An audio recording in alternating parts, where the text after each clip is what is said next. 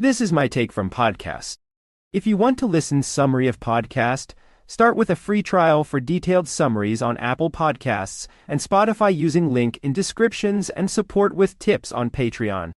Here is key point discussed in podcast financial expert: passive income is a scam. Post-traumatic broke syndrome is controlling millions. But the truth is, it's not that simple. Research has shown that if you're already an unhappy person, having more money won't necessarily change that. It might make some of your problems a little easier to deal with, but it's not a magic solution. On the other hand, if you're already a happy, content person, having more money can give you a better life. It's like money is just a lever that amplifies who you already are. We often assume that if we just had a little more money, our problems would go away. But that's not necessarily true. It's not just about buying things we want, it's about what those things say about us. It's like your money is controlling you, rather than the other way around. Both are forms of addiction, where money is dictating your behavior rather than you being in control. But it's not just about family, it's about choosing who you want to be loyal to, and making sure that those people deserve your loyalty. They think that if they can just achieve financial freedom, they'll be happy. What really matters is what you do with that freedom. For me, that purpose is being a good father. But for others, it might be something entirely different. It's about having the freedom to make choices that align with your values.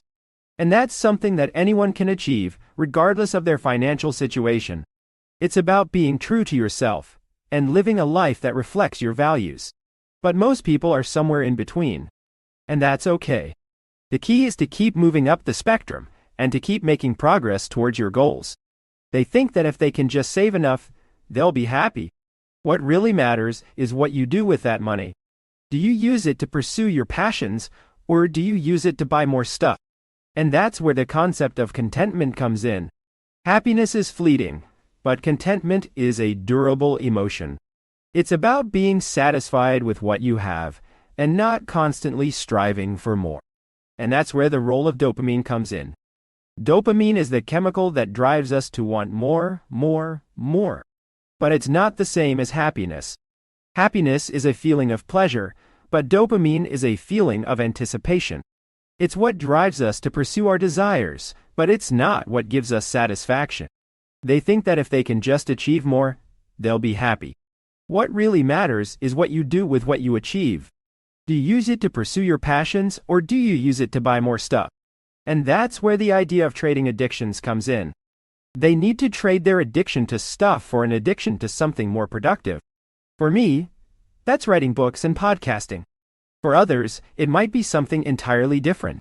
But the key is to find something that gives you a sense of purpose, and to pursue it with passion. But the truth is, it's never enough. It's like they're always chasing something they don't have yet. And that's dopamine at work, right? It's this constant desire for more. Like, if you're doing something you love, you're not chasing a false goal. You're just enjoying the process. And it's like, there's this paradox where, on the one hand, we need people to be dissatisfied with their current situation in order to drive progress. But on the other hand, if we're always striving for more, we're never going to be happy with what we have. It's like, we need to find a balance between those two things. Like, if you have a higher purpose beyond just making money, then you're not going to be as focused on the material things. You're going to be more focused on what truly makes you happy. And then you have to be disciplined enough to leave it alone and let it grow. Like, if you want to get wealthy, you have to be willing to make some sacrifices. You have to be willing to work hard, save your money, and invest it wisely. And that's not always easy. Like, you need to know how to read the signs, right? You need to know when to take risks, and when to play it safe. Like, there's no one-size-fits-all solution to financial success. Everyone's situation is different, and you need to be able to adapt to changing circumstances. That's not a healthy society. Like, it's not just a matter of the rich are bad and the poor are good. It's more complex than that. Like, immigration is not the problem. It's a symptom of a larger issue. We need to be willing to listen to each other's perspectives and find common ground. And the thing is, these feelings of anger and hatred have always existed, but social media has made them more apparent. We're more aware of them now than we were in the past. But the thing is, when we're face to face with people, we're much more likely to be civil and respectful. We're not listening to each other. We're not trying to understand each other's perspectives. We're just shouting at each other from behind our screens. And that's not how we're going to solve our problems. We need to start having those difficult conversations, and we need to start listening to each other.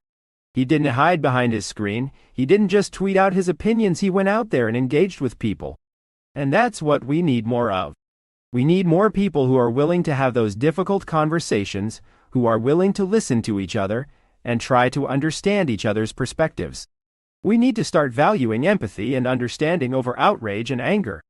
We need to start recognizing that we're all human beings, and that we all deserve to be treated with dignity and respect.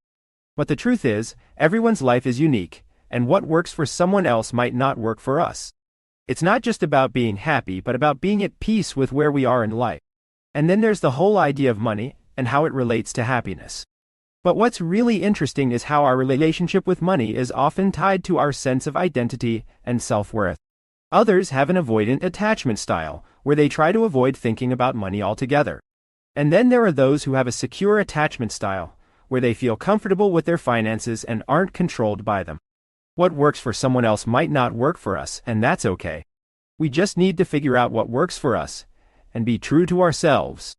But the truth is, those things are just going to create a new set of expectations, and we'll always be chasing after something more. It's like if you have $10,000, you think you need $20,000 to be happy. And if you have $20 million, you think you need $40 million. It's always 2 or 3 times what you have. And that's just creating misery for yourself. It's about focusing on what's truly important to you, like your health, your relationships, and your personal growth. And it's not about comparing yourself to others, because that's just going to lead to dissatisfaction. It's about being content with what you have, and finding joy in the simple things. When you take a step back and look at all the things you have to be grateful for, it's amazing how much it can shift your perspective. It's not just about the big things either. It's about appreciating the little things, like having access to antibiotics and Advil. It's about recognizing that you're living in a world with so many advantages and opportunities that previous generations didn't have. We think that if we can just achieve a certain level of success, we'll be happy. But the truth is, that's just going to create a new set of expectations, and we'll always be chasing after something more. It's about finding a sense of purpose and fulfillment that's not tied to external validation. It's okay to look back and think about what could have been. But it's also important to recognize that every choice we make is a trade-off, and that there's no one right path in life. It's about finding a sense of contentment and peace with the choices we've made, and being grateful for the life we have.